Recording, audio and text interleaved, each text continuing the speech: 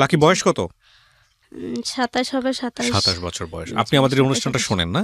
জি। আচ্ছা, তো ঠিক আছে, শুরু করেন যেখান থেকে বলার আছে। জন্ম জেলা কোথায় আপনার? আমার জেলা ব্রাহ্মণবাড়িয়া। ব্রাহ্মণবাড়িয়া, বলেন। আমি যখন জন্ম হই তখন আমার বাবা মা নাকি আমাকে পানিতে ফেলতে গেছিল। এই গল্পটা আপনি কার কাছ থেকে এটা শুনেছেন? আমাদের পাড়া প্রতিবেশী, আমার আত্মীয় স্বজন সবাই বলে। এটা কি আসলে ফান করে বলেছে নাকি জি আসলে? না, ফান করে বললে তো হয়তো 2-1 জন বলতো, কিন্তু সবাই বলতো না। কেন মানে আপনি কয় নাম্বার সন্তান ছিলেন? আমি ছিলাম 3 নাম্বার সন্তান। আর আগের 2 জন? আগে আমার সর্বপ্রথম একটা বোন, তারপরে ভাই, তারপরে আমি, আর আমার ছোট একটা ভাই। আপনার পরও আরেকজন হয়েছে। জি। তো আপনাকে কেন পানিতে ফেলতে গেল? আমাকে পানিতে ফেলতে গেছে যে আমি মেয়ে, তাই যে আমার বাবা মেয়ে বিয়ে দিতে যৌতুক লাগবে, টাকা লাগবে, এই জন্য। সেটা তো আপনার, আচ্ছা আমি শুনি পুরো গল্পটা। এটা আপনার বড় বোনের ক্ষেত্রে হয়েছে এরকম? জি না, শুধু আপনার ক্ষেত্রে? আমার বেলাই। আচ্ছা, ফেলতে গিয়েছে, তারপর? জি, তারপর নাকি আমাদের পাড়া প্রতিবেশী ফুফু হয়, তারপরে আমার কাকিহারা সবাই নাকি বলছে যে ওরে যদি না পালতে পারো তাহলে আমাদেরকে দিয়ে দাও, ওর ফালানোর দরকার নেই, আমরা পালবো। তো এটা বলার পরে মানে আমার বাবা মা হয়তো একটু ভয় পাইছিল নাকি, সেটা তার আমি বলতে পারি না। তো আর ফালাই নাই, না ফালায় যখন আমার বয়স 5 থেকে 6 বছর, তখন আমাকে অন্যের বাড়িতে কাজে দেয় 50 টাকা মাসে। তখন আমার 50 টাকা মাসে আমাকে কাজে দেয়। তো আমাদের পাড়া প্রতিবেশী এক ফুফু হয়, ওনার বাসায় কাজে দেয় 50 টাকা মাসে। তো 50 টাকা মাসে দেয়, আমি তার ছোট মানুষ ওই রকম কাজ করতে পারি না। তখন এই যে হাড়ি মানে পাতি। আপনাকে কখনোই লেখাপড়া করায়নি? জি না। আচ্ছা। তারপরে ওই যে ফুফুহারা রান্না বাড়া করতো, এগুলো আগে নিয়ে দিতাম, ঘরটো ঝাড়ু দিতাম, মানে বড় কোনো কাজ করতে পারতাম না। জি, আমাদের বাড়ি পাশাপাশি ছিল। তো মানে ওইরকম বড় ধরনের কোনো কাজ করতে পারতাম না। আচ্ছা। তো এরকম করে মানে আমার ফুফু আমার খুব মারতো যে কাজ করতে পারিস না কিসের জন্য, তোর বাবা মা তো টাকা ঠিকই নেই। তো মারতো, তো মারলে যদি যে আমার বাবারে মারে বলতাম যে আম্মা আব্বা মারে না, হেরা মারে, বলতো কি মায়ের খেয়ে থাকতে পারলে থাকো, না ফালতে পারলে যেদিকে মন সেদিকে যাও গা, মানে এটা বলতো আমার বাবা মা। তো এটা বলার পরে তো আপনার বড় বোন কি বাড়িতে থাকতো? জি, আমার বড় বোন বাড়িতেই থাকতো। শুধু আপনাকে কাজে দিয়েছিল? শুধু আমাকে কাজে দিছে, ওদেরকে লেখাপড়া করাইছে। আমার বাবা গৃহস্থী কাজ করতো। তারপরে ওইখান থেকে আরেকজনে আবার বললো কি ওইখানে প্রায় 1.5 বছর করলাম। করার পরে যখন মানে একটু কাজটা ভালো শিখছি আর একটু মানে এখন থেকে একটু বেশি করতে পারি, তখন আরেকজন আবার বললো কি যে আমি ওরে 200 টাকা মাসে দেবো, ওরা আমার ঘরে দিয়ে দাও। তখন আমার বাবা মা দেখছে এখানে দেয় 50 টাকা, ওইখানে দেয় 200 টাকা, তাহলে 50 লাভ বেশি, আবার ওই ঘরে দিয়ে দিল। ওই ঘরে দেওয়ার পরে তো ওই ঘরে যে কাজ টাজ করি, ঘর মুছতে দেয়, কাপড় ধুতে দেয়, তখন আমি তার কাপড় খাসতে পারি না। তখন হয়তো আমার 7 বছর 7.5 বছর এরকম হবে। তো কাপড় খাসতে পারি না, ঘর যেমন মুছি, বা তারপরে ওনারা তো হাঁড়ি পাতিল ভাত তরকারি রান্না করলে এগুলো আমাকে ঘরে নিতে দেয়। তো ঘরে নিতে দেয়, একদিন দুধ দিছে নিয়ে যেতে, তো আমি পাচার খেয়ে পড়ে গেছি। পড়া যাওয়ার পরে দুধ পুরা মানে আমার শরীরে পড়ছে, আর একটু পাতিলে ছিল। তো পাতিলে থাকার কারণে ওই মহিলা আমার বললো কি যা বাচ্চা, তো কাজ করে পারিস না, তে তোর বাবা মারা তো টাকার লোভ কিসের জন্য, যে টাকার জন্য তোর বাপ মা তোরা কাজে দিছে, আমার ঘরে কাজ করলে তারপর টাকা দিন। এ বললা উনি আবার কি করলো, দুধ পাতিলে যেটা ছিল ওইটা আবার আমার হাতে, এই যে হাতে মানে এই দিক দিয়ে আবার ডাইলা দিছে, ওইটা আবার হাতে পড়ছিল গরম দুধ। তো এটা পুরো একদম সাথে সাথে ঠসা উঠে গেছে। তারপরে আমার বাবার কাছে মার কাছে দৌড়ে গেছি কান্না করতে করতে, যে মা দেখো হ্যাঁ আমার মারছে আর দুধ ডাইলা দিছে আমার হাতের মধ্যে, হাত অনেক যন্ত্রণা করতেছে। তখন আমার বাবা আবার কি করলো, পিড়ার মধ্যে বসা ছিল, ওই পিড়াদ আমার বাড়ি দিছে। কোনো কিছু হলে মানুষে মারবো, কাম না পারলে মানুষে মারবো না, কাম করা লাগবো তোর, কাম করে খাইতে পারলে খানাইলে কইছি না আমার বাড়ির আশেপাশে আবি না, যেদিকে মন চায় ওইদিকে চলে যাবে। এগুলো করতো এরকম ছোট একটা বাচ্চার সঙ্গে? জি। তারপরে এরকম করবো, তখন কি করবো, সারাদিন বাইরে বসে রয়েছি। আমার বাবা মা আমার ডাইকে কয়টা ভাতও দেয় নাই, যে ভাত খাইতে আসবো ওইটাও বলে নেই। তারপরে সন্ধ্যা হয়ে গেছে, ঘরে জায়গা দিবে না। যদি আবার আমাকে পাড়া প্রতিবেশী কেউ যদি আমার কাকিহারা আমাকে ঘরে মানে থাকার জন্য রাত্রেবেলা জায়গা দিত, তাহলে আমার মা মানে খুব বিশ্রী বাসা গালাগালি করতো। আর আমার আব্বা যে আবার ওই ঘর ভাঙচুর করতে যাইতো, যে আমার কিসের জন্য জায়গা দিছে, আমার কাজের জন্য দিছে, আমার কাজ করতে হবে। তারপরে আবার ওই বাড়িতেই গেলাম কাজ করার জন্য, যাই আবার কাজ করি। তো ওইখান থেকে আবার মনে হয় 2-3 বছর করলাম। 2-3 বছর করার পর তারপরে কী করলো, আরেকজনে বললো যে 500 টাকা মাসে দিবে। তখন 500 টাকা দিবে, তখন আর ওই ঘর আমার রাখবে না, তখন ওনার ঘরে 500 টাকা দিল। 500 টাকা, উনি আবার চেয়ারম্যান ছিল, 500 টাকা মাসে দিবে। এখন বইলা নিছে, নেওয়ার পরে উনি আর আমাকে টাকা দেয় না। যে সরকারি যত চাউল, আটা, এগুলো গম দেয়। এগুলা দেয়, মানে টাকার পরিবর্তে ওইগুলা দেয়। হুম। তো ওইগুলা দিতেই তখন দেখে যে আমার বাবা মা যে হেরা তো ক্যাশ টাকাটা পাইতেছে না, হ্যাঁ তো দরকার ক্যাশ টাকার, হ্যাঁ তো চাউল ডাউলের দরকার নাই। হুম। তারপরে এখানে 5-6 মাস রাখলো, রাখার পরে ঢাকা একজনের বাসায় দিয়া দিল 1000 টাকা মাসে। আচ্ছা। আবার ঢাকা দিল 1000 টাকা মাসে। তো উনি আবার পুলিশে চাকরি করতো, আমাদের সম্পর্কে কাকা হয়, আচ্ছা। গ্রামবাসী, পুলিশে চাকরি করতো। তো ওনার এখানে নিয়ে আসলো। তো ওনার এখানে আনার পরে সব কাজই করতে পারি, এখন একটু বড় হয়েছি, 10 বছর এরকম হয়েছে, সব কাজ করতে পারি। তো কাজ করতে পারি, কিন্তু ওই লোকটাও খুব ভালো ছিল, মানে আমার কাকা যে উনি বা ওনার ছেলেরা খুব ভালো ছিল, কিন্তু ওনার বউটা একটু জল্লাদ টাইপের ছিল। হুম। মানে উনি কখনো গরম ভাত খাইতে দিত না, সবসময় পান্তা ভাত দিত, আর সকালবেলা বাসি রুটি দিত। ওকে। তো এগুলা দিত। তো একদিন ওই কাকা বলতেছে, কয় যে ওই মাইয়া ছোটবেলা থেকে এই পর্যন্ত কষ্ট করে আইছে, তো তুমি ওর সাথে এমন করো কিসের জন্য? ওরে ধরে মারো। ফজর তো উনি নামাজ পড়তে উঠতো, হুম। নামাজ পড়তে উঠলে তখন আমি তো সারাদিন কাজ করে, তো ফজর তার উঠতে পারতাম না কাজের জন্য। তো না উঠলে উনি কি করতো, লাথি মারতো, নাহলে ঝাড়ুদা পিটা দিত। ওহো। ঝাড়ুদা পিটাইতো না তো লাথি দিত, ওইটা কাজ করার জন্য। তো কাজ করতাম, আবার ওইটা কাজ করতাম। কাজ করার পরে তো ওই কাকাটা প্রায় সময় দেখা যায় তো ওনার সাথে বাজারে গেলে উনি আবার রুটি এটা ওটা মানে দোকান থেকে কিনা খাওয়াইতো, দেখতো যে ঘরে ঠিক মতো খাইয়া পারি না, ওনার স্ত্রী দিত না, তো উনি দিত, দোকানে নিয়ে নিয়ে খাওয়াইতো। তো খাওয়ানোর পরে ওইখানে মেলা কদিন কাজ করছি, প্রায় 3 বছরের মতো এরকম করলাম ওইখান থেকে। হুম। তো ওইখান থেকে কাজ করার পরে আমার বড় খালামণি, আমার আপন খালামণি, উনি এখন মারা গেছে। তো ওনার ছেলেরা আবার অনেক উপরে ইটালিতে থাকে, হুম। ওই দেশের নাগরিক, আমার 2টা খালাতো ভাই। আচ্ছা। আর একটা ঢাকা উত্তরাতে জায়গা কিনছে, ফ্ল্যাট করছে 5 তলা, মানে ওনারা আর্থিক অবস্থা অনেক ভালো। আচ্ছা। তো আমার ওই খালাম্মা বললো কি যে ওনার আবার একটা ছেলে, মানে 3 নাম্বার ছেলেটা আবার ডাক্তারি করে কুমিল্লাতে, হুম। কুমিল্লা কুচাইতলি এখানে ডাক্তারি করে, ওনার ওয়াইফও ডাক্তার। হুম। তো ওইখানে আমার খালামণি বললো যে তো ওরে তো সব বাড়িতে কাজের জন্য দেশ, তাহলে এক কাজ কর, ওরে বাসায় দিয়া দে, মানে আমার খালাতো ভাইয়ের কথা বলতেছে, ওকে। তারপর যে ওর বাসায় দিয়ে দে। হ্যাঁ ওর বাসায় দিয়া দে, ওর একটা ছেলে হয়েছে 1 মাস, ও ওইখানে থাকবে, হুম। ওই বাচ্চাটারে রাখবে, ও ওইখানে ওরে একটু পড়ালেখা যদি করানো যায়, ও তো একটা মেয়ে মানুষ, হুম। ওরে যেখানে তোর নাম ঠিকানাটা তো লিখতে হবে, ও তো কোরআনটা পড়তে হবে। রাইট।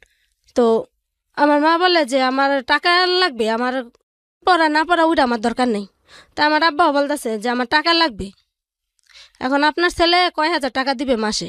তো হ্যাঁ আমার খালামা বললো যে তাহলে তো আমি তো টাকার বিষয়টা আমি বলতে পারি না, তাহলে আমি ফোন দিয়ে জিজ্ঞাসা করি যে ও কয় টাকা দিতে পারবে। হুম। ও যদি বলে যে কয় টাকা দেবো, তাহলে আমি আইসা সামনের সপ্তাহে ওরে নিয়ে যাবো। আচ্ছা। তখন মনে হয় আমার খালাতো ভাইরা বলছে, তো আমার খালাতো ভাই বলছে যে আমি 3000 টাকা করে দেবো ওরে। তো এটা বলার পরে আমার মা বলতেছে যে না, 3000 টাকা না, এখন ও সব কাজই করে পারে, ওরা আচ্ছা। আরো বেশি দিতে হবে। আচ্ছা। তে আমার খালাম্মা আবার বলতেছে যে টাকা তুই আমার বোন আর ও আমার বোনের মেয়া, তাহলে এখান তো টাকার কোনো কালেকশন না, তুই শুধু দেখবি যে তোর মেয়েটা খাইয়া পইরা ভালো থাকে কি পারে কিনা, হুম। যে ভালো থাকতে পারে কিনা ওটা দেখ। তাই আমার মা বলে যে আমার টাকা লাগবে, আমার ওইগুলা দেখার টাইম নেই। তারপরে আমার খালাতো ভাই এখানে আমার নিয়ে গেল, হুম। 3500 টাকা মাসে দিল। আচ্ছা। আপনি কি ঢাকাতে আসলেন তখন? না, কুমিল্লাতে। কুমিল্লাতে। আচ্ছা। জি, তখন কুমিল্লাতে গেলাম।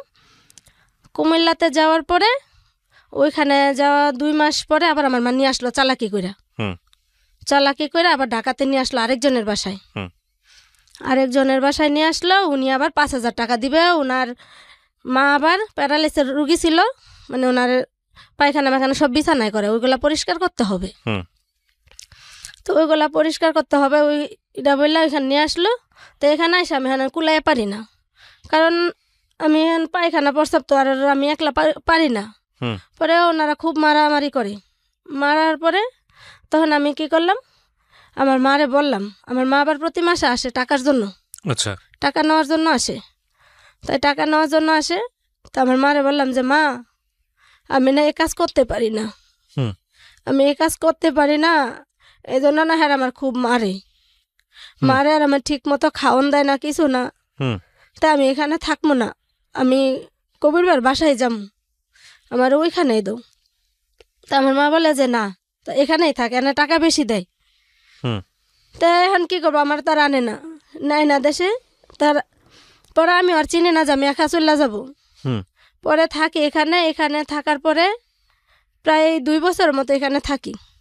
এখানে থাকার পরে আবার কুমিল্লাতে যাই। আচ্ছা আবার কুমিল্লাতে যাই, আমার খালাম্মার সাথে আবার বাড়িতে যাই বেড়াইতে, মানে Okay. ঈদের সময় বাড়িতে বেড়াইতে যাই। ওকে যাওয়ার পরে আমার খালামুনি আসে আবার আমাগো বাড়িতে, আমার নানার বাড়ি আর আমাগো বাড়ি পাশাপাশি বাড়ি। ওকে তো ওইখানে আসে, তো আসার পরে আমার খালামুনির সাথে আমি না বললা চুরি করে চলে যাই কুমিল্লাতে। ওকে কুমিল্লাতে চুরি করে চলে যাই। যাওয়ার পরে ওনার আবার আরেকটা বেবি হয়, ওকে আমার খালাতো ভাইয়ের বউয়ের আবার আরেকটা বেবি হয় ছোট। তো ওইটার আবার বয়স, তখন আমি যখন যাই তখন 15 দিন মাত্র বয়স, হুম একটা ছেলে বেবি হয়। তো 15 দিন বয়স, তখন আমি ওইখানে যাই। যাওয়ার পরে কবির ভাই বলতেছে যে এখন তো আমার 2টা বাচ্চা, হুম তাহলে যদি অন্য বাহিরের মানুষ রাখি তাহলে দেখা গেল যে আমরা 2জন যাবো গা অফিসে, যে কাজের মহিলারা রাখলাম চিনা না জানান, যদি আমার বাচ্চা নিয়ে যায় বা বিক্রি করে দেয় তখন কি করব। হুম। তো একটা কাজের বুয়া রাখলো আর আমারে রাখলো। তো আমার মারে তখন 4,000 টাকা দেয়, আমার আচ্ছা খালাতো ভাই 4,000 টাকা দেয়। ওকে 4,000 টাকা দেওয়ার পরে এখন আমি আবার ওইখানে, আমার খালাতো ভাই বউ আমাকে খুব আদর যত্ন করে, খুব আদর যত্ন করে। তারপরে একটা মসজিদে আমাকে কোরআন শরীফ পড়ায়। হুম আমার খালামণি আমার খালাতো ভাইরা বলে যে বাবা আমার, তখন আপনার বয়স কত হতে পারে আনুমানিক? যখন আমি আবার আমার খালাতো ভাইয়ের বাসায় যাই হ্যাঁ তখন আমার বয়স 12-13। 12-13 ওকে জি। হুম তখন যাই, তখন আমার খালামণি আমার খালাতো ভাইরা বলে যে ওরা একটু কোরআন পড়াও, ও বাংলা না পড়ো কোরআনটা যেন শিখে, কারণ ও আচ্ছা। তো মেয়ে মানুষ, ও মরতে হবে, ছেলে হোক মেয়ে হোক মরতে হবে, কিন্তু ওর তো এই দুনিয়ার কোনো কিছু না থাকলে ওই দুনিয়া যেন ওর জবাব দিতে পারে। হুম ওরা আমার খালামণি হার আবার খুবই মানে হাজি বংশ ছিল, নামাজ রোজা পর্দা খুবই করতো বড় খালামণিরা। হুম তো বললো যে ওরা একটু কোরআন অন্তত বা কোরআনটা শিখাও, আর ঘরের মধ্যে ওর নামটা সিগনেচারটা শিখাইও। হুম তো আমার খালাতো ভাই বলছে ঠিক আছে। তে আমার খালাতো ভাই আর ভাবি আবার আমারও খুবই যত্ন করতো, মানে আমারে খুব মানে এত পরিমাণের যত্ন করতো যে কোনো দিন আমি কারোর কাছ থেকে পাইনি, আচ্ছা মানে সব দিক দিয়ে খাওয়ানে পরনে সব দিক দা। আমার ভাবি যখন অফিস থেকে আসতো সব সময় আমার জন্য হয়তো 2টা সিঙ্গারা নয়তো 2টা সমোসা, বা আমার ভাইয়া আসলে নিয়ে আসতো, হুম বা যে কোনো একটা ফল টল আনলে সব সময় আমার হাতে দিত, হুম। বলতো তুমি আগে খাও, তুমি খাওয়ার পরে যা থাকবে তখন আমরা খাবো। ওকে কিন্তু আমার ভাইয়া ভাবি কখনো আমার কাজের মেয়ে পরিচয় দেয় নাই। সব সময় যখন আমি বাবুর আবার দুধ খাওয়াতে নিয়ে যাইতাম আমার ভাবির কাছে, সকাল 10টা বাজে, যদি 2টা পর্যন্ত ডিউটি হইতো তাহলে সকাল 10টা বাজে নিয়ে যাইতাম, আর যদি 2টার থেকে ডিউটি আবার রাতের 8টা পর্যন্ত হইতো তাহলে 5টার দিকে নিয়ে যাইতাম। ওকে তাই নিয়ে যাওয়ার পর ওইখানে সবাই জিজ্ঞাসা করতো যে নয়নে কে, তখন আমার ভাবি সবসময় বলতো যে এটা আমার ছোটো ননদ, আচ্ছা আমার ছোটো ননদ বলতো। তো ওখানে কাজ করলাম, ওইখানে কাজ করার পরে ওইখানে প্রায় 4-5 বছর করছি ওখানে। 4-5 বছর করার পরে তো আমার এই খালা টাকাটা চলে যেত আপনার পরিবারে, রাইট? জি, ওকে এই টাকা প্রতি মাসে আমার মা এসে নিয়ে যেত, আচ্ছা মানে আমার মা মাস শেষ হইতে না হইতে আমার মা এসে হাজির হয়ে যেত টাকার জন্য, আচ্ছা টাকার জন্য আসতো, তো টাকা দিয়া দিত। তো একদিন আমার খালামণি খুবই অসুস্থ হয়ে যায়। মানে আপন খালা? জি, আমার আপন খালা। হুম তো আমার খালামণি খুবই অসুস্থ হয়ে যায়। তো আমার খালামণি তো দেশে থাকে আর আমরা ওইখানে কুমিল্লাতে আমার ভাইয়ের সাথে থাকি। তো আমার খালামণি যখন অসুস্থ হয়ে যায় তখন খালামণির আবার কুমিল্লা ট্রিটমেন্ট করার জন্য নিয়ে যায় আমার খালাতো ভাই আর ভাবি, নিয়ে যাওয়ার পরে ওনার আবার ক্যান্সার ধরা পড়ে। ওহো তাই ক্যান্সার ধরা পড়ার পরে এখন মানে উনি ওই রকম একবারে বেশি অসুস্থ না, আবার একদম সুস্থও না, হুম মোটামুটি আছে। তখন মেডিকেলে ভর্তি করালো, তখন আমি আবার আমার খালামণির যা সেবা করি, মানে ওনারে যতটুক হেল্প করার দরকার ওইটুক করে মাথাটা আশ্রয় দেই বা গোসলটা করাই দেই। তো আমার খালামণি মানে আমার প্রতি খুবই সন্তুষ্ট ছিল। তো সন্তুষ্ট হয়ে আমার খালাতো ভাইরে বলে যে, বড় খালাতো ভাইরে বলে যে এটা ইটালির নাগরিক, ওইটারে বলে যে বাবা ওর তো কোনো গতি নাই, কারণ ওর তো যে অবস্থা, ওর কোনো দিকেই নাই, ওর বাপ মা যে ওরে বিয়ে দিবে বা কিছু হুম ওটা দেখতেছি না। তো বাবা এক কাজ করিস, আমি তোর কাছে কোনো কিছু চাওয়ার নাই, যদি আমার আরেকটা মেয়ে থাকতো বা তোর আরেকটা বোন থাকতো, আমার খালাতো বোন আবার 2টা হুম আর আমার খালাতো ভাই 4টা। হুম তো আমার খালামণি বললো যে তোর যদি আরেকটা বোন থাকতো তাহলে ওইটারও তো তোরা দেখতি, তাহলে এখন মনে করবি যে ও তোর বোন, মানে বিয়েটা দিয়ে দে। হ্যাঁ, ওর বিয়ের খরচা আছে, এটা তোরা দিবি। তোরা ওরা দেখে শুন না ভালো জায়গায় একটা বিয়ে দিস, যেন স্বামী সংসার সুন্দর মতো কইরা খাইয়া পারে, যেন যেন ভাতের কষ্টটা না করে। আচ্ছা, এরা বললো আমার খালামণি, আমার খালাতো বেড়ারে, যে ও যেন ভাতে। আমরা যেখানটায় ছিলাম তারপর তো এটা বলার পরে তো আমার খালাতো বেড়া বললো যে মা তুমি টেনশন করে না, ওর বিয়ের যা খরচা লাগে ওটা আমি দিব। আমার যেটা বাহিরে থাকে খালাতো ভাই, ওরা বললো যে ওর বিয়ের খরচা যা লাগে ওটা আমি দেবো। তখন আমার মারে আবার আমার খালামণি আবার ফোন দিয়ে নিছে। নেওয়ার পরে আমার মারে কইলো কি যে তুই ওরে নিয়ে টেনশন করিস না, আর এক কাজ কর, তুই এখন ওর টাকাটা নিস না, ওর টাকাটা এখানে থাকুক, জমক কয়টা টাকা, ওর যখন তোরা ভালো দেখে একটা বিয়ে শাদি দেখ, একটা ছেলে দেখ, যদি ভালো হয় সব দিক দা, ছেলেটা তোর শিক্ষিত না হোক, তোর যদি গৃহস্থী থাকে ভালো মতো খাইতে পারে 3 বেলা, ওই রকম একটা ছেলে দেখা ওরে বিয়ে দিস। টাকা পয়সা যা লাগে আমার ছেলেরাই দিবে। আচ্ছা, এখন আমার মা তো লোভে পড়া গেছে যে টাকা পয়সা দিয়া দিবে। এখন আমার মা কি করলো, আমার মা মনে হয় এসে আমার বাপের সাথে বুঝলো যে এখন ওর বিয়ে দিলে টাকা পয়সা দিবে। তখন কি করলো, আমাদের পাশের গ্রামেই আমার বিয়ে ঠিক করে লাইলো। মানে আমারে নিয়ে গেল বাড়ি থেকে। আমার খালামণি বলার মানে 15 দিন পরে, আমার খালামণি বলার 1 সপ্তাহ পরে আমার খালামণি আবার মারা যায়।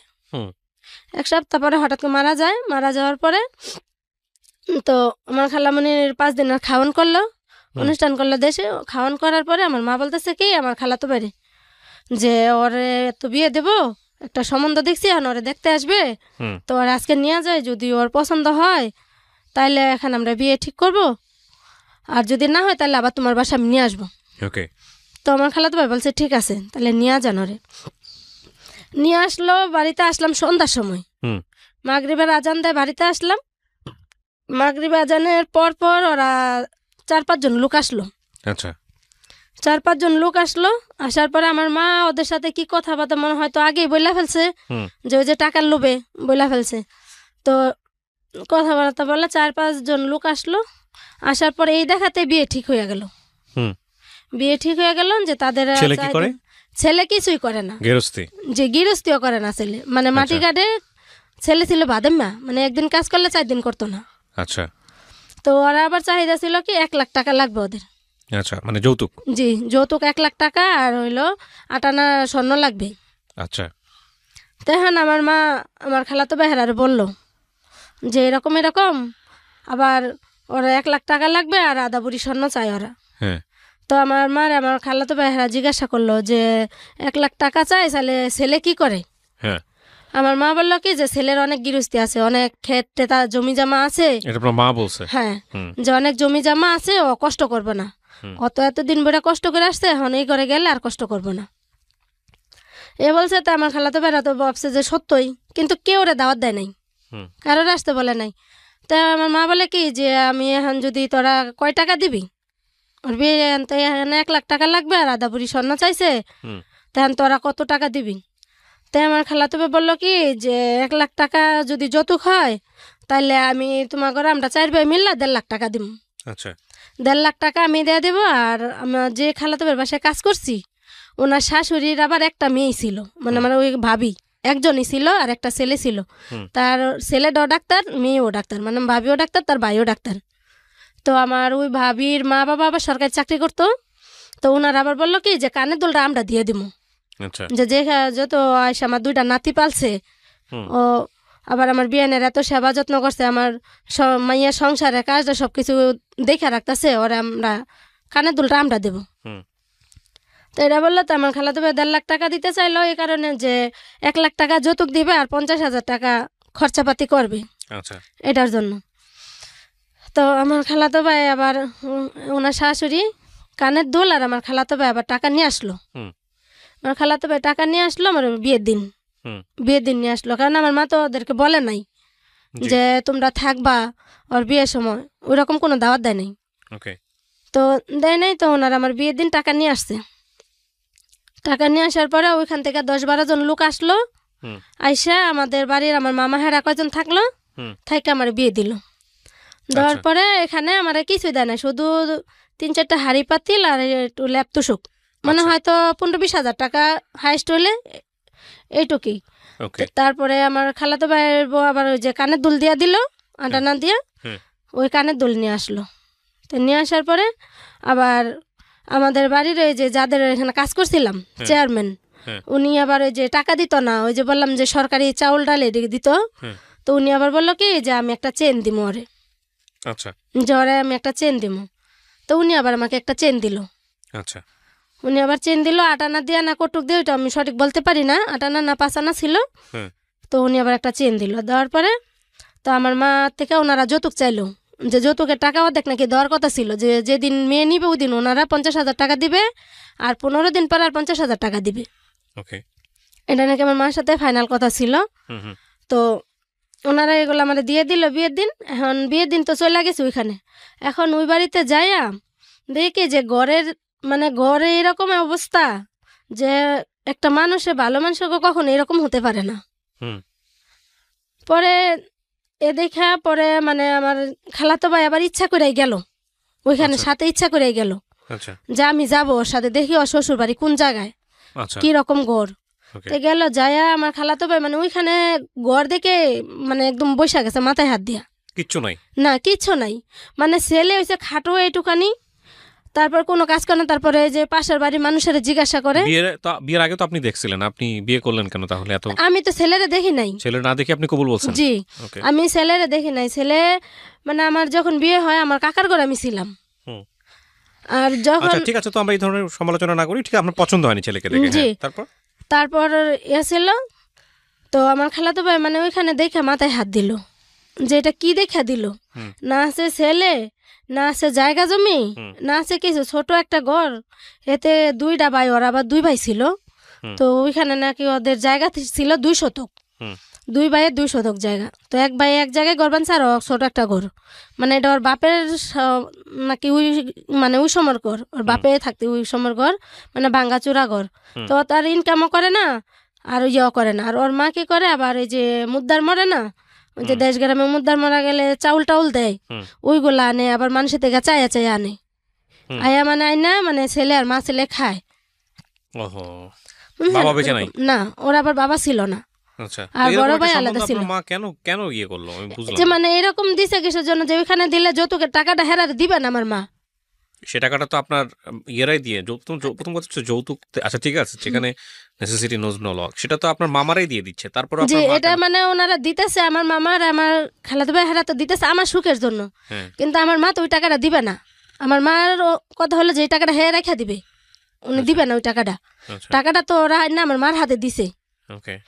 তো ওই টাকাটা দিল না, না দেওয়ার পরে তো আমার খালাতো ভাই আর কিছু কইলো না, ওইখানে চুপ করে থাকলো। থাকার পরে আইসা পড়লো। তো ওইখানে আমি থাকলাম। এখন আমি কান্দি যে বাপের বাড়ি তো এরকম সারা জীবন কষ্ট করে আসলাম, এখন খালাতো ভাইরা টাকা দিল, তাও বাবা মা একটা ভালো ছেলে দেখে, ভালো 2 বেলা 2 মুঠ ভাত খাইতে পারবো ওই রকম দেখে একটা বিয়ে দিল না। তো ওই রকমভাবে কান্দি। তো আমার খালাতো ভাই আমার বলে, তুই কান্দিস না, টেনশন করিস না, আল্লাহ ভরসা, একটা যদি ওই টাকা দিলে 1 লাখ টাকা দিলে দরকার হলে একটা দোকানপাট দিয়া ওরকম ব্যবসা করে খাইব, আর যদি আর কিছু বড়া লাগে দরকার হলে আমি বইরা দিম টাকা। তো ওইটা বললো। তো বলার পরে যাক ওইখানে থাকলাম। পরের দিন আবার আমাদের বাড়ি আসলাম। পরের দিন আসার পরে তো আমার খালাতো ভাই আবার আমার মারে জিজ্ঞাসা করে, খালা তুমি জরে বিয়া দিলা, কি দেখে দিলা? তখন আমার মা বলে কি, আমার তো ওই ঘর দেখায় না, অন্য বাড়ি দেখাইছে, খুব বংশং শুরু করছে। তো আমার খালাতো ভাই বলে, থাক, ওর কপালে যেটা আছে, ও যেটা হওয়ার ওইটা হয়েছে, তাহলে এখন এক কাজ করো, আমি যখন টাকাটা আমরা যখন দিছি ওই টাকাটা এমনিতে দিও না, এমনিতে না দিয়া, তাহলে ওই টাকাটা দেওয়ার একটা দোকানপাট নিয়ে দিলে ও একটা ব্যবসা বাণিজ্য করে খাইব, ও অন্তত ফাঁকে 2 বেলা ডাইল ভাত খাইয়া পারবো।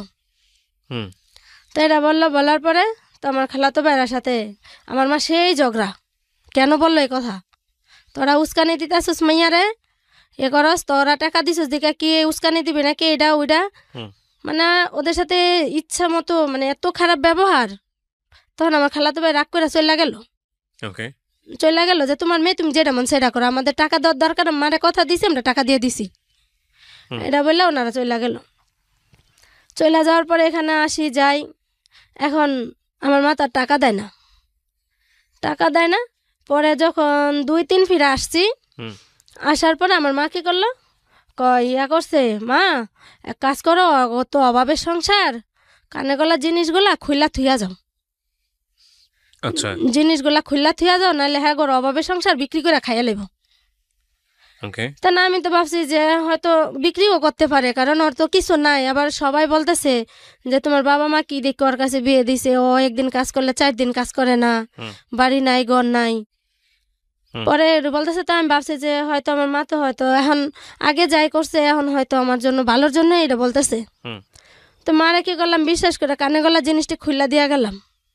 খুইলা দেওয়ার পরে এখন মা ওইগুলা বিক্রি করে ফেলছে, বিক্রি করে ফেলছে। তখন যখন 15 দিন হয়েছে, তখন ওরা টাকার জন্য বলতেছে আমার মারে, আমার বাপেরে, যে আমার ঘরে টাকা দেন, আপনাদের তো কথা ছিল যে বিয়ের দিনে 50,000 টাকা দিবেন, হুম। তো আপনারা বলছেন যে ম্যানেজ করতে পারেন নাই, 15 দিন পরে দিবেন। তখন 15 দিনও গেল, 1 মাস হয়ে গেল, তখন টাকা দেন আমার ঘরে। তখন আমার আম্মা বলতেছে কি, আমার আব্বা আর আমার আম্মা, যে দেখো এখন তো টাকা এরকম ম্যানেজ করে পারতাছি না, ওরা তো টাকা দেওয়ার কথা ছিল, হুম। কিন্তু এখন তো টাকা দিতেছে না, সময় লাগবে, হুম। সময় লাগবে। তাই ন করতে হয়েছে অভাবের সংসার, হুম। কারণ অভাবে পড়লে মানুষের যা হয়। এখন আমাকে বাড়িতে নিয়ে মারধর করে, হুম। মারধর করে টাকার জন্য। তোর বাবা মা টাকা দেয় না কিসের জন্য, তোরা তো আমি বিয়ে করছি টাকার জন্য, ওকে। তোর বিয়ে করছি টাকার জন্য, তো তোর বাবা মা টাকা দিবে না কিসের জন্য। হুম। তো এটা বলার পরে মারধর করে। তো বাড়িতে আসি, আইসে আবার আব্বা মারে বলি যে মা তোমরা টাকা পয়সা দাও না, আবার আমার জিনিসগুলো রাখা দিছ, এই জন্য আমার শাশুড়িও আমারে মারে আর হাজব্যান্ডও মারে। হুম। তে ওদেরকে টাকা কিছু দিয়া দাও, কারণ তোমার ঘরে তো টাকা হারা দিয়াই দিছে, হুম। তেন টাকাগুলো ঘরে না রেখে কিছু টাকা দিয়া দাও, যেন আমারে না মারে। তা আমার আচ্ছা। মা কয় কি, যে না না, আগে আমি দেখি যেন সংসার হইব কি না, হুম। তারপর টাকা দিম। এখন যদি ওগরে টাকা দেই, তাহলে তো ওরা টাকা খাইয়া ফেলাইলে পরে যদি তুই সংসার না করে পারস, তা আমাকে সংসার করে পারবো না কে, বিয়া যখন দিছো তাহলে তোমার সংসার করাই লাগবে, তুমি টাকা দিয়া দাও, তারপরে আমি দরকার হলে কাজ করে খাবো, সমস্যা নেই। হুম। পরে এটা বলার পরে আমার মা টাকা দিবে না, টাকা দিবে না। আমার মা বলে কি, জামাইর পক্ষ যদি টাকার লেগে হস, তাহলে আমার বাড়ি যেন নদী পারে এ পারাবি না, মানে নদীর ওই পারে আমার বিয়া দিছে আর এই পারে আমার বাপের বাড়ি, ওকে। বলে যে নদী পারে এই পারাবি না। তখন এখন এইদিকে বাপ মারেও কইতে পারি না, ওই দিক দিয়ে ওরারও কিছু বলতে পারি না। পরে এমন করতে করতে 6 মাস গেল, 6 মাস গেল গা, টাকা দেয় না। না দেওয়ার পরে এমনিতে আমার বাচ্চা কনসেপ্ট করে, বাচ্চা কনসেপ্ট করার পরে মানে ওরা তো এখন আরও টাকার জন্য আরও উইটা পইরা লাগছে, হুম। উইটা পইরা লাগছে। আর প্রতিদিন মারধর করে। পরে এমন করতে বাড়িতে আসি, আবার বাড়ি থেকে আবার 2-3 দিন থাকলে আমার মা আবার করে অত্যাচার, হুম। তখন আবার যাই ওই বাড়িতে। এমন করতে করতে বাচ্চা 5 মাস 6 মাস পেটে, তখন 6 মাস পেটে, তখন আর কুলাইয়া পারি না। এই অবস্থায় না খাওয়ারও কষ্ট করি, আবার মায়েরও খাওয়া লাগে, তখন কি করব। হুম। পরে আবার বাড়িতে আসি, বাড়িতে আসার পরে আমার বড় ভাই আবার চট্টগ্রামে থাকে, ওনার ওয়াইফ আর উনি চট্টগ্রামে থাকে, আর আমার ছোট ভাই যেটা এটা পরে হুম। আয়ে পরীক্ষা দেয় তখন। হুম। পরে ইয়া করার পরে বাড়িতে আসলাম, বাড়িতে আসার পরে 2 দিন থাকলাম বাড়িতে। হুম। 2 দিন থাকার পরে আমার মা আমার খুব জ্বালা যন্ত্রণা দিতাছে, বিয়া দিছি স্বামীর ঘর কইরা পারস নাই, এলা এখন আমার ঘরে আয়া পড়ছস, এলা হেই বাড়ির যা, নাহলে 2 চোখ যেদিকে যা সেদিকে জাগা। পরে এমন কথাতে পরে গেলাম আমার বড় ভাইয়ের বাসায়, পলাইয়া গেলাম আমার কাকির থেকে 500 টাকা নিয়া। আমার কাকিরে বললাম যে কাকি আমার 500 টাকা দাও, তো আমার কাকি কয় তোরে 500 টাকা দিমো, তাহলে তোর 500 টাকা দিলে হুম। তুই তো টাকা দিয়া পারবি না, কারণ তোর বাপ মাও দিব না, তোর বাপ মার কাছে যা চাইও পারবো না, হুম। তাহলে তুই কি করবি। তখন আমি বললাম কি যে কাকি আমার গলায় তো একটা রূপার চেন আছে, আর আমার নাকের নাকফুলটা আছে, এটা রাইখে আমার 500 টাকা দেব, হুম। আমি দরকার হইলে ঢাকা যে আমি নাহলে আমি বাইরের কাছে যে কাজ করে খাবো। পরে আমার কাকিরে আমার গলার চেনটা আর নাকফুলটা খুললা দিলাম, খুললা দেওয়ার পরে আমার কাকি আমার 500 টাকা দিল, 500 টাকা দিল। ওই 500 টাকা নিয়ে গেলাম আমার ভাইয়ের বাসায়, ভাইয়ের বাসায় গেলাম সারা রাতের গাড়িতে চইরা, সকালবেলা যায় পৌঁছাইছি, হুম। সকালবেলা পৌঁছাইছি। তখন আমার ভাই আবার ফলের ব্যবসা করে, আমার ভাই ফলের ব্যবসা করে, আমার ভাবি আবার গার্মেন্টসে জব করে। হুম। পরে গেলাম, যাওয়ার পরে আমার ভাই বলতেছে তুই এই সময় কালে এখানে আইসস কি লেগা? তুমি কো ভাই দেখো তোমরা তো মা যা কয় তোমরা তাই শোনো, হুম তোমরা একবারও দেখো না যাচাই করে যে সত্য মিথ্যা কোনটা। হুম মা যে ডাকো আব্বা যে ডাকো এটাই তোমরা শোনো। পরে এ কইরা পরে আমি কই দেখো না আমার এখানে তোমার এখানে আমার চাকরি দিয়া দাও, নাহলে আমার বাসার কাজ দাও, আমি কাজ করে আমি খাবো, আমি বাড়ি যাবো না। ওইখানে গেল আর আমারে বাড়িতে গেলে আব্বা আম্মা মারে, হুম তা আমি কি করবো? তারপর মানুষের ঘরও রাত্রেবেলা থাকতে দেয় না। মানুষের ঘরে যদি রাত্রেবেলা থাকি মা বিশ্রী বিশ্রী বাসা গালাগালি করে, তখন হেরা বাধ্য হয়ে আমার ঘরতেন বাইর করে দেয়। হুম পরে এটা বলার পরে তখন আমার ভাইয়া আমার বোঝা কি তুই যা, তুই বাড়ি শ্বশুর বাড়ি জাগা। হুম তখন আমার ভাই আবার আমার 500 টাকা দিয়ে দিল। তখন আমি বললাম যে ভাইয়া আমার কাছে তো গাড়ি ভাড়া নাই, তাহলে আমি এখন কীভাবে যাব? হুম আমি তো কাকির কাছ থেকে আমার নাক ফোল্ডার গলা একটা রূপার চেন ছিল, এটা দিয়া তো আমি 500 টাকা নিয়ে আসছি। তখন এ বলার পরে আমার ভাইয়া কয় যে আমারও আয়া তোরা বিপদে ফালানের লেগে খালি ইয়া করস। পরে একো এসে আমার এই জ্বালা আর ভাল লাগে না এ বইলা। পরে আমার ভাইয়া জানি ভাবিরে কি বললো, বললা পরে আমার ভাই 500 টাকা দিল। কিন্তু ভাইয়াও তখন বললো না যে তুই এই অবস্থার মানুষ আইসোস, আচ্ছা বাড়ি যাইস 2 দিন থাক, এই কথাটা ভাইও বললো না। হুম না বলার পরে ভাইয়ে 500 টাকা দিয়া দিনের বেলা গেলাম, আবার রাত্রের গাড়িতে উঠাই দিল। হুম রাত্রের গাড়িতে উঠাই দিল, আইসা আবার আমার শ্বশুর বাড়ি গেলাম। শ্বশুর বাড়ি গেলাম, যাইয়া ওইখানে গেছি, পরে তো বিশ্রী গালাগালি, পরে টাকা না নিয়ে আসতে পারবি না, এ পারবি না ও পারবি না, পরে আবার মারা। তাই মারার পরে আবার আসলাম বাড়ি। কী করবো, আমার তো কোনো কোল নাই, হয়তো বাড়ির থেকে আবার মার খেলে ওইখানে যাই, ওইখান থেকে মার খেলে বাড়িতে আসি। পরে আবার বাড়িতে আসি, আসার পরে তখন আমার মা আবার আমাকে গালাগালি শুরু হয়। গালাগালি শুরু হওয়ার পরে আমাকে বাড়ির পাশে একজনের এখানে আমি কই তোমাকে ওইখানে আমি কাজ করবো, আমার শুধু 2 বেলা 2টা খাওয়ান দিও, আর কিছু লাগবো না। এই পেটে বাচ্চা নিয়ে? হ্যাঁ, আমি কই তোমাদের এখানে কাজ করবো, আমি কাজ করলে আমার শুধু 2 বেলা 2টা খাওয়ান দিও, তোমরা খাইয়া যেটা থাকে ওইটা দিও। পরে এটা করার পরে তো উনি কইছে আচ্ছা তুই থাক। উনি আবার একা থাকতো, ওনার ছেলের আবার বাহিরে থাকতো, তো উনি আবার একা থাকতো। তো উনি কয় কি যে আচ্ছা ঠিক আছে, তো তুই আমার ঘরে থাক, আমার একটু রান্না বাইরা দিবি, আর আমরা 2 জন একসাথে খামো। কথাটা কিন্তু আমি বাবা টাকা পয়সা দিয়া পারবো না, বা তোর বাচ্চা হওয়ার সময় যদি কোনো সমস্যা হয়, তোর বাপ মা যদি টাকা পয়সা না দেয়, হুম তখন কিন্তু আমি এর দায় বাই নিয়ে পারবো না। হুম তা আমি কইলাম কি যে ফুফু তুমি ওই চিন্তা করো না, আল্লাহ যদি আমার হায়াত দেয় বাঁচমো, আর যদি হায়াত না দেয় মরা যাম। তুমি আর শুধু আমি যে কদিন থাকি ওই কদিন তুমি আমার খাওয়ান দিয়ে আমি তোমার ঘরে সম্পূর্ণ কাজ করে দিম। পরে এই পেটে বাচ্চা নিয়ে হের গড় মুইসা দেই, রান্না বাড়া করি, উঠান ঝাড়ু দেই, ঝাড়ু দিয়ে এমন করে 2 মাস কাজ করলাম। 2 মাস কাজ করার পরে 9 মাসের সময় আমার মেয়ে হলো। আচ্ছা মেয়ে হলো, মেয়ে হওয়ার পরে তখন মেয়ে আবার নর্মালি হলো। মেয়ে হওয়ার 1 সপ্তাহ আগে আবার ওকে বাড়ি থেকে এসে আমারে নিয়ে যায়, মানে কোন উদ্দেশ্যে যেন নিয়ে গেছে আল্লাহ জানে। হ্যাঁ 1 সপ্তাহ আগে আবার আসছে, আইসা আমারে নিয়ে গেল। আচ্ছা নিয়ে যাওয়ার পরে বলতেছে কয় তোকে বাড়ি থেকে টাকা দিতে টাকা দিলে তাহলে আমি তোর আর মারবো না, টাকা দিলে আর মারবো না, আমি যে কোনো একটা কাজ কাম করে খামো। হ্যাঁ তা আমি বললাম যে দেখেন আপনি যে আমার মারেন টাকার জন্য, আর আমি তো বাড়িতে যে বলি টাকার জন্য, আর আমার বাপ মা যদি না দেয় তাহলে আমি কি করব? হ্যাঁ তখন উনি বললো কি যে টাকা যদি না আনোস তাহলে আমার বাপের তো অর্থ সম্পদ নাই, যে ওই অর্থ সম্পদ দিয়ে আমি তোরে খাওয়াবো। হুম তো এমন করে যাক গালাগালি করে মারে ধরে। 1 সপ্তাহ থাকলাম, 1 সপ্তাহ থাকার পর আমার মেয়েটা হইলো।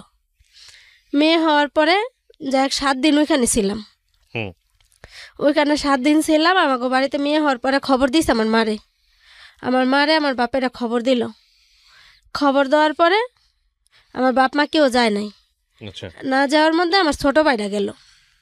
আমার ছোটো ভাইটা গেছে 1 কেজি মিষ্টি নিয়ে, 1 কেজি মিষ্টি নিয়ে গেছে, আর কিছু নাই। তো 1 কেজি মিষ্টি নিয়ে গেছে। 1 কেজি মিষ্টি নিয়ে যাওয়ার পরে আমার শাশুড়ি আবার কী করলো, ওই মিষ্টি আবার ঢিল মেরে বাইরে ফেলাই দিল। হুম যে আমরা 1 কেজি মিষ্টি লেগে কি আমরা কুত্তা বিলাইনি যে 1 কেজি মিষ্টি নিয়ে আইসোস, হুম আমাকে টাকা দে, আমাকে টাকা দেয় না গা তোর বাপ মা, না দিলে তোর বোন বাগনি হন শুদ্ধা নিয়ে যাবি। হুম তখন আমার ভাই কী করলো, ওই 7 দিনের বাচ্চা আমারে নিয়ে আইলো। হুম 7 দিনের বাচ্চা সহ নিয়ে আসলো। নিয়ে আসার পরে তো আমার বাপে আবার কইতাছে কি থাকুক এখন ও এখানে, এখন থাকুক কাজ কাম করে খাইব, মাইয়ালে থাকুক, যৌতুক দিয়া পারবো না। এখন হুম। আমার মার নাকি আবার আরেকজনে পাইতো দেনা, হুম মানে আরেক একটা স্বর্ণকার ছিল আমাগো বাজারে, ওনারে নাকি বলছিল যে ওই যে আমার খালাতো বেড়া ইটালি থাকে, হুম ওনারে বিদেশ পাঠাবে। হুম এ বললা নাকি ওনা থেকে ভাঙ্গা ভাঙ্গা 1.5 লাখ টাকা আনছে। আচ্ছা 1.5 লাখ টাকা আনছে। ওই যে আমার খালাতো বেড়া আমার যৌতুকটা টাকা দিছে, ওই টাকা যখন উনি চাপ দিছে যে এখন ওনার টাকা দেয় না, 4-5 বছর হয়ে গেছে, তখন ওই টাকা ওনারে দিয়া দিছে। ওই টাকা ওনারে দিয়ে দিছে। এখন তার ওই টাকা ওনারে দিয়েছে, তার আমার যৌতুকের টাকা কোথেকে দিবে? তো উনি আর এটা বলে না, স্বীকার করে না। হুম তো ওই স্বীকার না করে তো আমার 7 দিনের বাচ্চা সহ আমার ভাই নিয়ে আসলো। নিয়ে আসার পরে আমার মারে বলতাছে তোমরা যেটা মন চায় সেটা করো, আমার ঘরে উড়াই দিছে, আমি আইনা দিছি বাড়িতে, এখন তোমরা যেটা মন চায় ওইটা করো। হুম এখন আমি জানি না। ওকে তখন এমন করার পরে তো আমার বাপে আমারে ঘরে রাখলো প্রায় 5-6 দিনের মতোই, 5-6 দিনের মতো এরকম ছিলাম। তখন আমার বেবির বয়স না 13-14 দিন, 13-14 দিন। হুম। তখন আমার মা আবার ঘরে আমার খাওয়ান দেয় না, কাজ না কইরা খাইয়া পারবি না, মানুষের ঘরে যা কাজ করগা কাজ করে খা, হুম। তোর জন্য ঘরে সরকারি চাউল নাই। হুম এটা বলার পরে তাই আমি আর কিছু বললাম না। তো আমার মা কি করে ভাত খাইতে গেছি, আমার মা আবার কোনে জানি গেছিল, তারপর ঘরে ভাত ছিল, তো মানে এত পরিমাণে প্রচুর খিদা ছিল পেটে। তখন আমি দেখলাম ঘর থেকে বাইরে হয়ে যায় আমার মা কই যা, হুম। তখন দিয়ে কোনে যেন যায়। তখন দেখা তো একটা প্লেটে কয়টা ভাত নিছি তাড়াহুড়া কইরা, যে কয়টা ভাত খাবো। ওই ভাতটি যখন খাইতে নিছি, ভাত মানে 2 গাল ভাত মুখে দিছি, তখন আমার মা চলে আসলো, আইসা ঝাড়ু দিয়ে ইচ্ছা মতো আমার পিটাইলো। বাচ্চা কি তখন আপনার বাচ্চার বয়স কত? তখন বাচ্চার বয়স 13-14 দিন। আল্লাহু আকবার। তখন আমার মা ঝাড়ু দিয়ে ইচ্ছা মতো পিটাইলো, পিটাইয়া আমার মা তার এখানে কাইটা গেল, হুম কাইটা গেল। তখন আমার বাপে বলতাছে আরো দে আরো দে আরো দে, ও কি লেগে চুরি করে খাইতে আইছে ভাত। তখন যখন এটা বললো তখন আমার কাকিয়ারা বলতেছে যে মানুষকে এরকম ঢাকাই হয়, যে ওই মায়ের বাচ্চা হয়েছে, ওই মায়ের তখন পেটে এমনিতেই খিদা।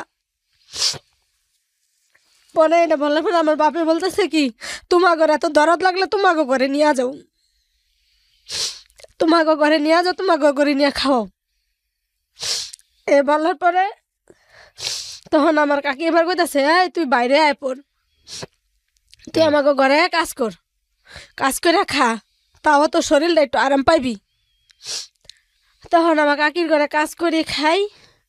তখন আমার বাপ মা কয় না যে যাক রাগের মাথা যেটা কইছি তুই এখন ঘরে আয়।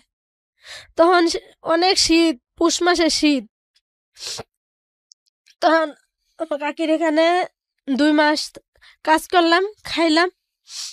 এখন খাওয়ার পরে আমার চাচা তো বোনে কইতাছে তুই এক কাজ কর, তুই গার্মেন্টসে আয়া পড়, গার্মেন্টসে আয়। তখন আমার মারে মনে আমার কাকি কইছে যে ওরে গার্মেন্টসে পাঠাই দাও, তোমরা বাচ্চাটা তোমরা পালো, ও যদি যা গার্মেন্টসে চাকরি করে হুম তাইলে ও নিজেও খাইয়া বাইসে পারবো, তোমাকেও টাকা পয়সা দিয়া পারবো।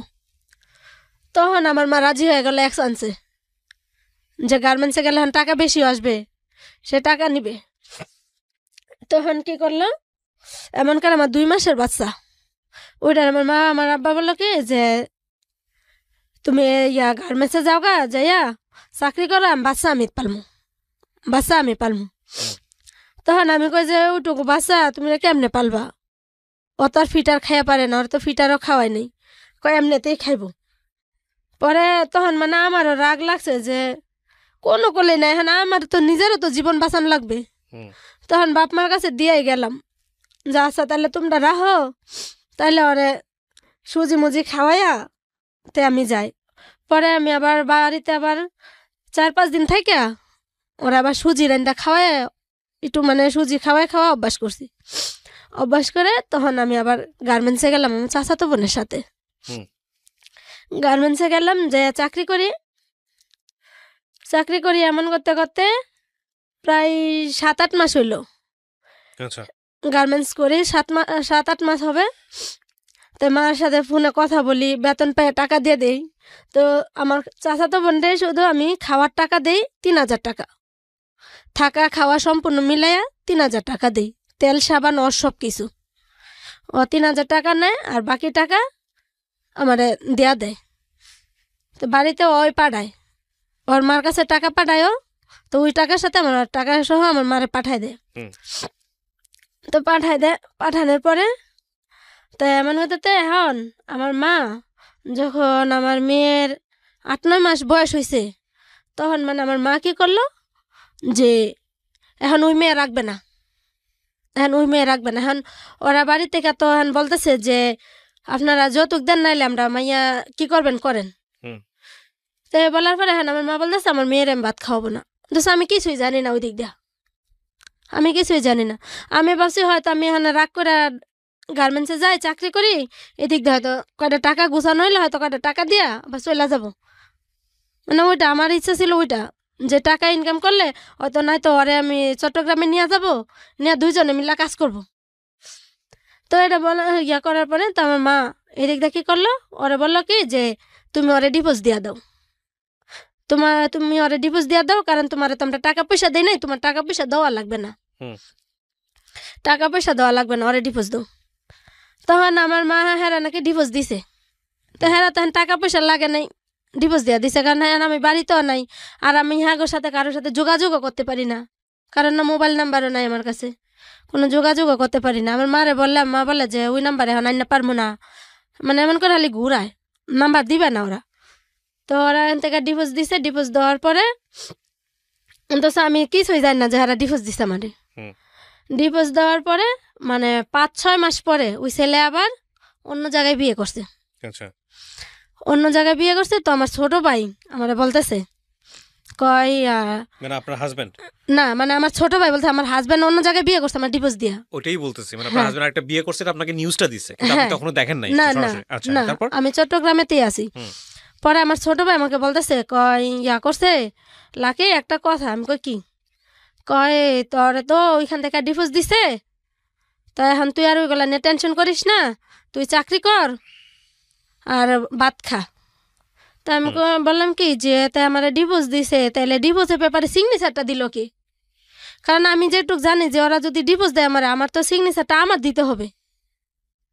আমি সিগনেচার না দিলে তো ওরা ডিভোর্স হবে না। তাহলে আমি বাড়িতে চলে আসি, আইসা দেখি কি হয়, আমি ওইখানে যাব।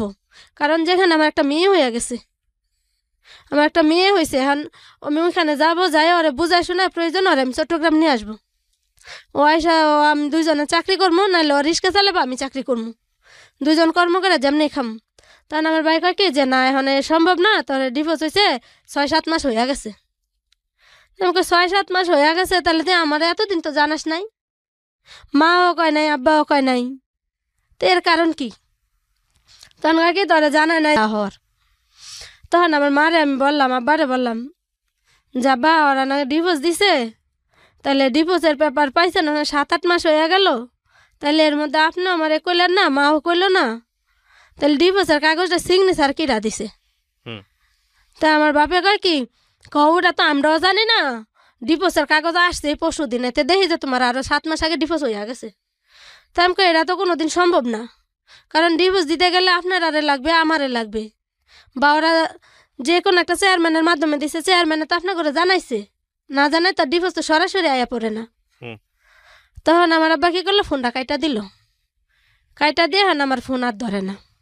তো ধর না পর আমার চাচা তো বোনে বুঝায়, কয় দেখ এখানে তোর যদি ডিভোর্স যদি এখন হইতো, তাহলে তুই কাগজ নিয়ে গেল, তুই কোনো কিছু করতে পারতি, কিন্তু তোর ডিভোর্স যখন 6-7 মাস হয়ে গেছে, ডিভোর্সের সিগনেচারও হয়ে গেছে, তাহলে এখানে তুই কিছু করে পারবি না, তুই কিছু করে পারবি না। তাই এক কাজ কর, তোর কপালে যা আছে তা তো হয়েছে, তুই চাকরি কর আর মাইয়াডারে পাল, মাইয়াডারে পাইলে মানুষ কর, তারপরে আল্লাহ কপালে যা রাখছে তা হবেই।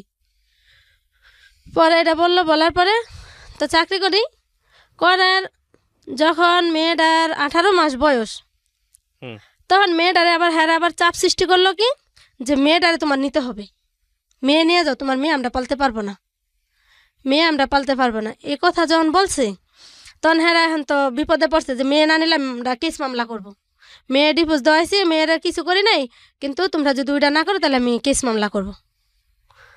ওকে তো এটা বলার পরে ওরা ভয়েতে কি করছে, মেয়ে নিয়ে যাবে। আর মেয়ে নিয়ে যাবে, এখন বলতেছে যে মেয়ে নিতে গেলে টাকা দিয়ে নিয়ে যাও। তো ওরা বলছে যে কয় হাজার টাকা লাগবে। তখন বললো যে 13,000 টাকা লাগবে। তাও আমি জানি না যে ওরা মেয়ে ওইখানে 13,000 টাকা দিয়ে স্ট্যাম্পের মধ্যে সিগনেচার দিয়ে মেয়ে দিয়ে দিছে এটা ওইখানে। আপনার মা দিয়ে দিয়েছে? আমার মা বাবা দিয়ে দিছে, অথচ আমার জানাই নাই। 13,000 টাকা ওদের থেকে নেওয়া, মেয়ে দেওয়া শেষ, হুম ওইখান থেকে নেওয়া শেষ। তখন আমি একদিন ফোন দিয়ে বলি যে মা একটু কাকুলিরে দাও দিন ফোনটা, ও মানে একটু মা মা ডাকতে পারে, একটু হাহু করে কথা বলতে পারে। তো আমি বলে মা একটু কাকুলিরে দাও দিন, কয় না ও নাই, ও নাই। তো এরকম বলার পরে তো এরকম করতে করতে করতে পরে শুনি কি যে ওরে দিয়া দিছে। আমার কাকি আবার একদিন বলে আমারে, হুম আমার ভাইও বলে না, আমার বাবা মাও বলে না, হুম আমার কাকি বলে যে তোমার মেয়েরে তো দিয়া দিছে 13,000 টাকা, দেন তোমার মেয়ের উপরে তোমার কোনো আর দায়িত্ব নাই, তোমার কোনো অধিকার নাই। হুম আমি কই কি কও কাকি? কহ আমরা সামনে ছিলাম, স্টামের মধ্যে সিগনেচার দিছে তোমার মা, তোমার মা তোমার বাপে স্টামে সিগনেচার দিছে। হুম তখন এটা বলার পরে আমার মনে হলো কি স্যার, যে মনে হয় যে পৃথিবীতে বাইসা থাকা থেকে মরে যাও অনেক ভালো, যে আমার ডিভোর্সও হয়ে গেল, বাচ্চাও বিক্রি করে দিয়ে দিল, তো এখানে আমার বাইসা থাকাতে মরে যাওয়াই ভালো। তো জুলুমের চূড়ান্ত রূপ যেটাকে বলে, যদি পরে আসলে আমি যদিও এক পক্ষ শুনতেছি, মানে ওনার কথা যদি সত্য হয়ে থাকে তাহলে জুলুমের চূড়ান্ত রূপ। হ্যাঁ পরে এটা বলার পরে তখন আমি কান্নাকাটি করি। কান্নাকাটি করার পরে এমনিতে 2-3 মাস পরে কোরবানি চলে আসে। হুম কোরবানি চলে আসে, হ্যাঁ আমার বাবা আমারে, আমি বলতেছি যে আব্বা আমি বাড়িতে আসি। কয় না তোমার বাড়িতে আসার দরকার নাই, বাড়িতে এলে গ্যাঞ্জাম হইব। কিসের গ্যাঞ্জাম? আমার ডিভোর্স হয়ে গেছে, বাচ্চা দিয়া দিছো, তাহলে এখানে আমার গ্যাঞ্জামের কি আছে? পরে কয় না তুমি আবার বাচ্চার কাছে গেলে পরে ওরা কেস মামলা করবে, এ করবে, মানে আমার বাবা আমার ভয় দেখাইতে আছে। হুম পরে আমি আর আসলাম না। না আসার পরে আল্লাহর কি রহমত, কোরবানি ঈদের আগের দিন আমার বাবা মারা যায়। আল্লাহর রহমত কেন Stop করে। বলতেছেন? তাই এটা তো আমার উপর জুলুম করছে, এটা আল্লাহর রহমত বলবো না? যে আর বাইসা তাহলে তো আরো জুলুম করতো, বাইসা তাহলে তো সে আরো জুলুম করতো আমার উপরে। পরে আমার আব্বা কোরবানির আগের দিন মারা যায়। আমি আসলে কথার প্রেক্ষাপটে কি বলবো আমি বুঝতে পারছি না, বাট এটা আপনার মনের দুঃখের বহিঃপ্রকাশ, বাট কোনো মৃত্যুকে আল্লাহর রহমত বলা যাবে না, এটা আসলে আমার জানার মতো এটা এটা বলা উচিতও না। যাই হোক, আপনি বলেন, আপনার মতো করে বলছেন যেহেতু, বলেন। হ্যাঁ তারপর? তারপরে মারা যায় ঈদের আগের দিন, পরে আসি বাড়িতে। হুম বাড়িতে আসি, আসার পরে মানে আমার মনের ভিতরে এত একটা কষ্ট লাগছে যে এত জীবন ভরে কামাই করেও দিলাম, যে টাকার জন্য স্বামীর ভাত খাইতে পারি নাই, ছোটবেলাতে ইনকাম করতেছি, এখন সন্তানটাও কাইরা নিল। মানে এই যে একটা কষ্ট, মানে এখন কি বাপের জন্য কানবো না আমার নিজের জীবনের জন্য কানবো? ওরা কান্না করতেছি। পরে মানে আমার বাবা যে মারা গেছে, মানে আমার মন থেকে এখন পর্যন্ত মানে আমার যে বাপের জন্য একটা মাফ করা, দোয়া করা, এটা আমার এখনও স্যার আসে না, এখন পর্যন্ত আমার ভিতর থেকে এটা আসে না। পরে আমি কান্না করতেছি, কান্না করার পরে তখন আমার কাকাহারা বলতেছে যে মা যাই হয়েছে না হয়েছে এখন তোর বাপের রে তুই মাফ করি দে, কারণ তোরা ছোটোবেলা থেকে তো অনেক অত্যাচার করছে, আমরা নিজের চোখে দেখা। তারপরে আমার 2 ভাই বলতেছে কো আব্বারে মাফ করে দে। পরে সবাই বলতেছে, বলার পরে হ্যাঁ আমি বললাম কি যে আমি তো মাফ কইরাই দিছি, তো মাফ কইরাই দিছি, আমার কপালে যা আছে তা হয়েছে, মাফ কইরাই দিছি, কিন্তু আমার অন্তর থেকে যে মাপটা ওইটা এখনও আসে না। মানে এটা পরে যাক মাটি দিল, মাটি টাটি দিয়ে আবার আসলাম গার্মেন্টসেই, আবার চট্টগ্রাম গেলাম, যে চাকরি বাকরি করলাম। চাকরি বাকরি করার মধ্যে আমার মা কী করলো, আবার আমার জন্য বিয়ে ঠিক করলো। আবার বিয়ে ঠিক করলো, ঢাকায় থাকে ছেলে, তার বাপ মা ঢাকা থাকে, তার বাড়ি হচ্ছে খুলনা। হুম বিয়ে ঠিক করে ওইখান থেকে আমার চাচাতো বোনের থেকে আমার মিথ্যা কথা বললা নিয়ে আসে যে মা অসুস্থ খুবই, আমি যেন শীঘ্রই আসি ঢাকা। আমার মা আমার খালার বাসায় ঢাকা, ওটা বললাম ছোটো খালামনির বাসা আবার ঢাকা, বলে যে ওইখানে আসছে। তো ওইখানে আসি আমি, ঢাকা রাত্রের গাড়িতে চলে আসি, আসা দেখি আমার মা সুস্থ মানুষ বসা, এখানে বসা। পরে আমার খালার বাসায় ওরা, ওর বাপ নাই, তো ওই ছেলের বাপ ছিল না, মানে ওই ছেলের বড় ভাই, হুম। ওই ছেলের বড় ভাই, ওই ছেলের মা, ওই ছেলের বড় বোন আমাদের খালামণির বাসায় গেছে। তো যাওয়ার পরে ওইখানে আমার মা আমার খালামণি বলতেছে, তোমারে এই ছেলের সাথে বিয়ে দেবো, ওই ছেলেটা কেমন লাগে? আচ্ছা। তো বলে ওই ছেলের সাথে বিয়ে দিবেন মানে? আপনারা সব কিছুই করতেছেন, আমারে কোনো সময় কোনো কিছু জানান না কেন? আমার কি জানার অধিকার আমার নাই? আমার কি কোনো জানারই অধিকার নাই? পরে আমার খালাম্মা হারা কইতেছে, তোর বাপও মরে গেছে, এখন তোরে পালবো কিডা? আমি কই যে আমার তো এত জীবন তো আমার কেউই পালে নাই, আমি তো বুঝে রয়েছে প্রত্যেকে, আমি নিজেই কর্ম করে খাইতেছি, আমার তো কেউ পালে নাই। পরে ওইটা বলার পরে তা আমার মা কইতেছে যে এখন এনে এনে বিয়ে দে, এনে সংসার করি খাও, এনে কপালে যা আছে তো হয়েই গেছে, এখন আর কি করবা? এখন কি করবা? এখন আগে যা যা হয়েছে এই মন থেকে মুছালাও। পরে আমার ভাইয়েরাও কইতাছে যে যা হওয়ার হয়েছে এখন এনে রাজি হয়ে যা। পরে যাই হোক এনে বিয়ে হইলো, এনে বিয়ে হলো। বিয়ে হওয়ার পরে দিয়ে ওই ছেলে আবার নিশা খায়। আচ্ছা। নিশা খায় ওই ছেলে, যাই কাজ টাজ করে ওই টাকা দিয়ে নিশা খায়। আমি গার্মেন্টসে জব করি, আমার টাকা দিয়ে কোনো রকম ঘর ভাড়া দিয়ে যাই একটু ডাল ভাত ঘরে খায়, আর বাকি টাকা দিয়ে নিশা খায়। নিশা খায় নিশা খায় এমন করতে করতে তো এখানে 1 বছর গেল। 1 বছর যাওয়ার পরে আবার আমার একটা বাচ্চা কনসেপ্ট করে। তখন আমি বলি যে আমি বাচ্চা নেব না, এখন আমি বাচ্চা নেব না। তখন ওই ছেলে বলে কি যে তুমি যদি বাচ্চা না নাও, তুমি যদি এই বাচ্চা নষ্ট করো, তাহলে আখিরাতের দিন তুমি আমার ওই বাচ্চার জবাব দিতে হবে। তখন এখন তো বড় বিপদে পড়ে গেছি, এখন কি করব? বাধ্যতা হয়ে এখন বাচ্চা নেওয়া লাগবে। পরে ওই বাচ্চা নিলাম। বাচ্চা নেওয়ার পরে যখন ওই বাচ্চা হয়েছে, ঢাকাতেই হয়েছে, হওয়ার 1 মাস আগে ওই ছেলে আবার কি করছে, বাড়ি গেছে আমার ওই ছেলের মার কাছে রেখা। কিন্তু ওই ছেলের বাড়িতে আবার বউ আছে, বাচ্চা আছে, সেটা আমি জানি না। পরে বাড়িতে গেছে, তো আমার ছেলে হয়েছে আমাকে বাড়িতে এসে আবার আমার আবার ছেলে হওয়ার 1 সপ্তাহ আগে আমার ছোট ভাই যেটা, এটা আবার আমার নিয়ে আসছে 1 সপ্তাহ আগে ঢাকার থেকে। কয় এখানে থাকবি, এখানে থাকলে এলা আবার কি না কি হয়, তাহলে এলা বাড়িতে ইয়া। পরে বাড়িতে নিয়ে গেল, বাড়িতে গেলাম। আর বাড়িতে যাওয়ার পরে আমার ছেলে হইল। ছেলে হওয়ার পরে ছেলে আবার নর্মালি হইলো, আল্লাহর রহমত, টাকা পয়সা লাগে না, নর্মালি হইলো। হওয়ার পরে 1 সপ্তাহ পরে এখন ওরা বলতেছে কি ছেলের বাপেরে যে এখন ছেলে হয়েছে, তোমার মেয়ে এসে নিয়ে যাও, তোমার বউ নিয়ে যাও, বউ ছেলে নিয়ে যাও। তখন ও আবার কি করছে, ওর মারে নিয়ে আসছে। মারে নিয়ে আসছে ওরা, কিন্তু এর আগে কিন্তু 1 বছর ভিতর ওদের বাড়িতে আমাকে নেয় নাই, দেশে নেয় নাই। কারণ দেশে নিলে আমি জানি না ফেলবো যে ওর বউ আছে, বাচ্চা আছে, দেশে নেয় নাই। যখন ছেলে হয়েছে তখন আর ঢাকাতে আসে নাই। তখন আমার এদিক দিয়ে সোজা ওদের বাড়িতে নিয়ে গেল। ওদের বাড়িতে নিয়ে গেল। বাড়িতে যাওয়ার পরে এখন আমার মাও গেছে আমার সাথে, আমার মাও গেছে। কিন্তু আমার মা কিন্তু জানে যে ওই ছেলের বউ আছে, বাচ্চা আছে, কিন্তু এখানে যৌতুক লাগবে না, ওরা যৌতুক চায় না, এই জন্য এখানে দিয়ে দিছে আমারে। পরে বাড়িতে নিয়ে গেল।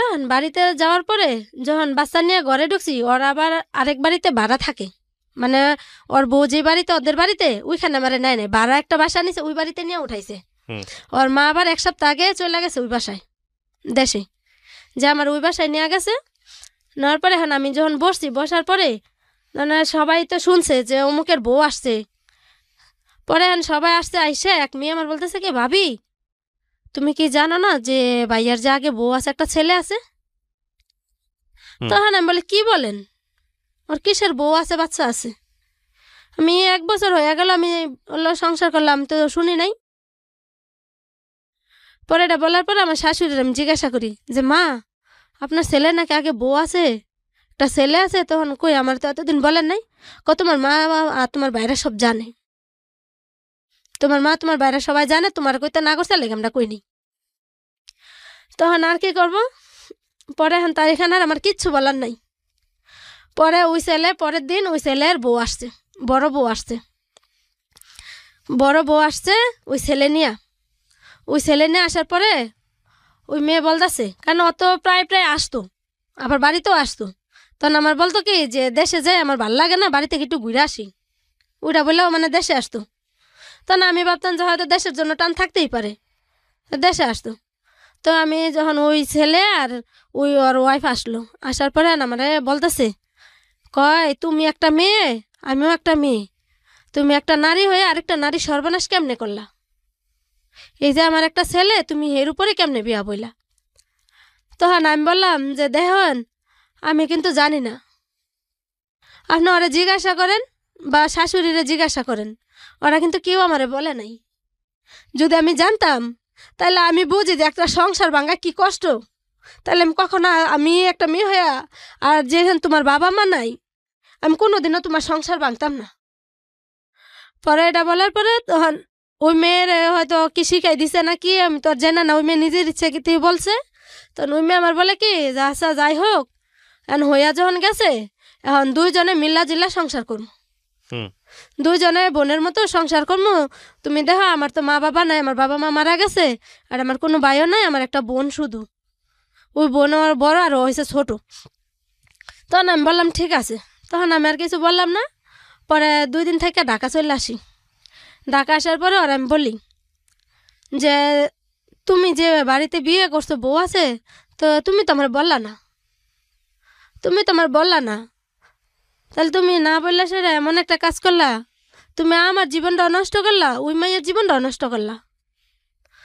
তাহলে তুমি তো ইনকাম যেই কয় টাকা করো তুমি নিশা খাইয়ে শেষ করে ফেলাও। তাহলে ওই মেয়েটাও দেশে ওই পোলাটা লেয়া কষ্ট, আমারও এখন বাচ্চা লেয়া কষ্ট করা লাগবে, আমি এখন চাকরিও করে পারবো না, তাহলে আমি কি করবো? জন রেডি করছে, এখন ওই বউ প্রেশার দেয়, প্রেশার দেওয়ার পর ও কি করলো, পলাই গেল গা, ও গেল পলাইয়া। কত সালের গল্প এটা আনুমানিক? এটা আজ থেকে কয় বছর আগের? 4 বছর আগে। 4 বছর আগে। আমি গল্পের একেবারে শেষের দিকে চলে আসছি, তো আমি কটা কোশ্চেন করি আপনাকে। জি। এই হাজবেন্ডের সঙ্গে কি আপনি এখন আছেন নাকি ওনার সঙ্গে ডিভোর্স হয়ে গেছে? ওনার সাথে ওই ডিভোর্স। বাচ্চাটা কি আছে আপনার কাছে? জি, আচ্ছা। ওই বাচ্চা আছে, ওই বাচ্চা আমার মা বিক্রি করছে। ওই বাচ্চা বিক্রি করতে পরে ওই ছেলের বাবা এসে আবার ওই ছেলেরে নিয়ে গেছে। ও আপনার দ্বিতীয় সন্তানকে নিয়ে গেছে ওই ছেলের জি। বাবা? পরে আচ্ছা। আবার আমার মা এখন আবার নিয়ে আসছে, আবার এখন নিয়ে আসছে। আপনি বর্তমানে আপনার যিনি সাথে করে নিয়ে আসছেন উনি কি আপনার হাজবেন্ড? জি। কতদিন হলো বিয়ে করেছেন? ওনার সাথে আমার বিয়ে হয়েছে 3 বছর। 3 বছর। ওনার সঙ্গে সুখে সংসার করতেছেন? জি। ওনার অনুমতি আছে? আপনি রেডিওতে গল্পটা বলেন? জি। উনি জানতো পুরো গল্পটা? জি। আচ্ছা, তো এখন আপনি কি করেন? এখন আমি এতদিন গার্মেন্টসে জব করছি, এখন 1 মাস যাবো তো আমাকে গার্মেন্টসে জব করতে দেয় না। উনি কি করেন? ও টাইসের কাজ করে। টাইলসের কাজ করে। উনি সমস্ত গল্প জানে আপনার? জি। বর্তমান সংসারে কোনো বাচ্চা কাচ্চা আছে? জি না। বাচ্চা কাচ্চা নাই? জি না। তো আপনার 2টা বাচ্চা, প্রথম বাচ্চাটা কোথায় আছে আপনি জানেন না? জানেন কি? প্রথম বাচ্চা এখন শ্বশুর বাড়িতে।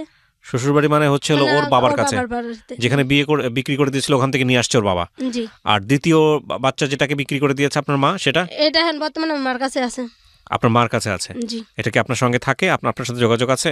আমার সাথে যোগাযোগ আছে বলতে মানে আমার সাথে যোগাযোগ করলে শুধু টাকা চায়, আচ্ছা, যে টাকা দাও। কিন্তু আপনার তো বাচ্চা, আপনাকে তো দেখে দেখে শুনে হ্যাঁ, রাখতে হবে। তাই আমি টাকা দেই, আমি প্রতি মাসে টাকা দিই, বা আমি আর হাজবেন্ড ওরে না জানাই আমি টাকা দিই, কারণ ওটা তো আমার সন্তান, ও তো আর সন্তান না এটা।